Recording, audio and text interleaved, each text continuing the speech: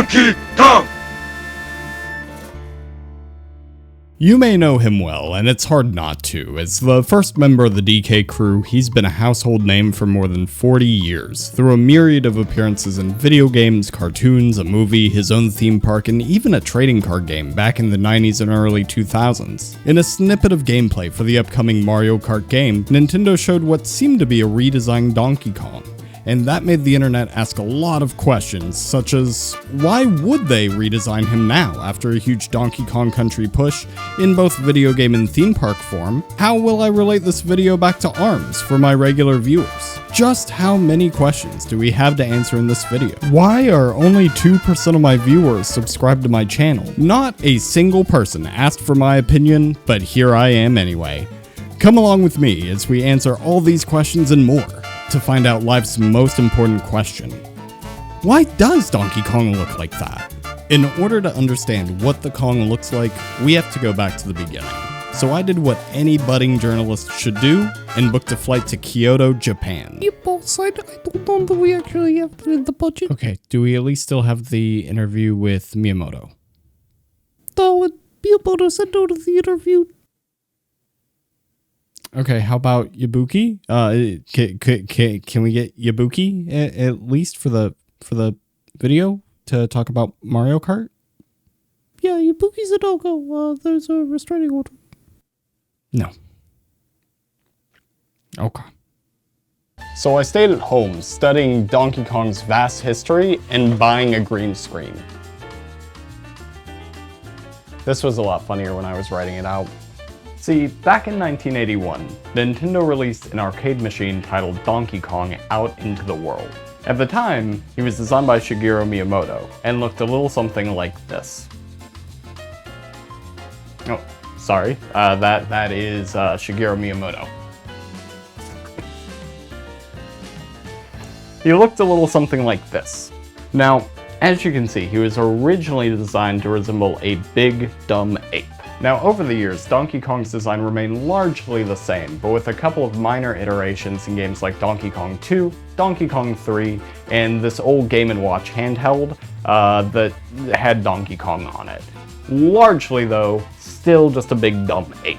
But, in 1985, there was a man by the name of Yoichi Kotabe, who was working at the time as an animation freelancer. He ended up joining Nintendo, only expecting to be working with them for a couple of years. While I could go and say that Miyamoto is the father of Mario, Kotabe would be Mario's mother. Let me explain. See, Kotabe is actually responsible for a lot of this older artwork with a very flat, minimal, almost kind of like Nintendo corporate design that is the basis for Mario as we know him today. Whether it's Mario Party, Mario, if there's 2D art, it's Kotabe. It was Kotabe's work. That being said, the first big shift for Donkey Kong as a character came in 1994 when he was pulled in two directions. In the first direction, we have Kotabe's art style, which is much more similar to Mario's universe and how we end up knowing that flat style. However, this Kong isn't really the one that we're actually talking about. The Kong that we're talking about is this one. See, this Kong is the son of Donkey Kong Jr. and grandson of Cranky Kong, which is canonically the original Donkey Kong that we played against in 1981. This Kong right here is the work of a studio by the name of Rare. Now, at the same time that Donkey Kong was getting this redesign by Kotabe, Rare was redesigning Donkey Kong to look like this for their Donkey Kong Country video game. The first 2D platformer where you could actually play as Donkey Kong himself. Now, when Rare was designing Donkey Kong Country, they knew that they had to redesign Donkey Kong to fit the style and aesthetic as well as the gameplay that they were imagining while making the game. Enter Kevin Bayliss. He was the lead designer in charge of redesigning Donkey Kong from the ground up, turning him into the mascot that we grew up with, and the default depiction of Donkey Kong going forward in almost every Mario game there is. So of course, I think it's a really fair question to ask, why would they redesign him now all of a sudden? You see, I think that the answer is pretty simple, and it's not a sudden change or a permanent one.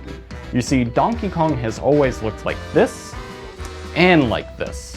See, Kotabe left Nintendo in 2007, meaning somebody new had to take the place of the primary character illustrator for the Mario franchise. And that's where Shigehisa Nakayue comes into play. Nakayue actually began working at Nintendo back in 2003, and currently holds the same mantle that Kotabe did, the primary character illustrator for all things Mario. Generally, his coloring is very flat without a lot of depth. You might be lucky to see a little bit of shadow gradient on the characters, and there's not really a great use of texture. If we were to go and compare his Donkey Kong to this Donkey Kong, you're going to see a lot of similarities, like how smoothed out they are and how flatly colored they are. It's the same Kong. Now see, I personally believe that Nintendo didn't actually redesign Donkey Kong. Now what I think that they did actually do was redesign Mario Kart to be much more similar to these illustrations, so that way they could have one cohesive world and art style in order to blend in more characters from different franchises. In my opinion, there's one thing that feels really odd about Mario Kart 8, and that's the fact that whether it's the Inklings, the Animal Crossing characters, Link, they don't really feel like they're in Mario Kart. It feels like they're just there. If you have one unified art style that everyone can fit into and one look for how Mario Kart should be, that instantly fixes that issue. Now, that being said, the one hole in this theory is the fact that we don't actually have any artwork showing other characters in the same art style. Or do we? In order to actually get to the rest of my point, there's one last guy that we need to talk about by the name of Yu Yamamoto. Yamamoto joined Nintendo back in 2012 and is largely considered some fresh new blood within the company. Like Nakayue, he primarily works with 2D illustrations. He's worked on games like Super Smash Bros. Ultimate, Luigi's Mansion 3, Metroid Dread, right? Yeah. And most importantly for my regular viewers, say it with me, ARMS. In fact, when it comes to ARMS, he primarily did all of the illustrations that you end up unlocking with credits, and they're all really great pieces of work that feel very Nintendo. As you can see, a lot of his work is actually very round and smooth, much like Nakayue's, but with one added difference, that being the use of texture. Whereas Nakayue's work feels more like a stamp that's going on and getting inked onto a page, Yamamoto's work actually feels like it's on the page itself. Because of this, it makes it really easy to go and actually find his work in the games that he's worked on. Take this from Luigi's Mansion 3, for example. Or how about this artwork from Metroid Dread? But outside of those, Yamamoto is a member of Nintendo's EPD9, which means that it's really easy to find a couple of specific things. Naturally, ARMS artwork and Mario Kart artwork. For example, these two pieces of art from Min Min's inclusion in Smash Ultimate. Of course, it is generally within the ARMS style, but one thing that you'll end up noticing is that all of the other characters fit into this classic Nintendo style, like how Mario looks in these images or how the monkey looks. Most importantly, look at the monkey. That's what solidifies it for me that I'm right. Specifically, if we focus on the monkey, you'll see that he looks incredibly similar to how he's depicted in Mario Kart 9 or 10 or what Nintendo Kart, whatever they're gonna call it. And this isn't Donkey Kong's first appearance where he looks like this in Mario Kart either. If you dig into Tour a little bit, one thing that you'll find are these really great city illustrations from the different city tracks in the game, featuring all the different characters. You've got the classics, like Rosalina and Baby Mario torturing a toad, Princess Peach having a delicious brunch out. But most importantly, we can find two monkeys in Rome donning gladiatorial armor. If you would look with your eyes at the evidence, you'll see that this monkey right here is none other than Donkey Kong himself. And he is sporting a very smooth, very cartoony art style that we've never seen before. Of course, that being said, that there is a fairly large elephant in the room that I have been ignoring this entire time. That being the Super Mario movie. Now, it would be really easy for me to go and say, yeah, of course, they're just redesigning Donkey Kong so that way he looks the same way he does in the Mario Cinematic Universe. Of course, it makes perfect sense. But of course, it doesn't make sense because this style of Donkey Kong is based on the classic artwork of Kotabe and Nakayue. And we've already seen these artworks getting prominence in Super Mario World, where Donkey Kong looks like this and this, as well as Mario Party, where Donkey Kong looks like this, this, and this. Really, the big conclusion that I can draw from all of this is the fact that Nintendo didn't actually redesign Donkey Kong. This is how he's looked for a long, long time. It's just a look that hasn't been in the public eye for a very long time. Do I think that the classic Rare look in Donkey Kong Country is going anywhere? No. But do I think that we're going to be seeing this Donkey Kong more often in different crossovers like Mario Kart, Mario Party, maybe even Super Smash Bros, I guess. But no, probably those two. Probably Mario Kart, Mario Party. That's it. See, this isn't a Donkey Kong redesign. This is a Mario Universe redesign, so that way they can have one cohesive art style that ends up fitting whatever character they want to put in the game.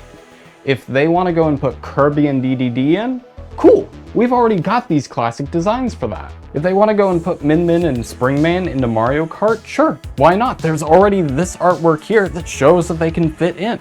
But maybe not this Link design. I'm not so crazy about him. But all in all, I'm excited to see how A Tale of Two Kongs ends up shaping out. Whether this is a permanent redesign or we do actually get a new Donkey Kong Country in the regular Rare style, emphasis on new Donkey Kong Country and not just a $60 remake of a 3DS game of a $50 Wii game. I'm positive that we'll all end up getting used to this new Donkey Kong because he's already been around. He's been with us this whole time, and nobody cared about him. But what about you? What are you thinking? What are you thinking?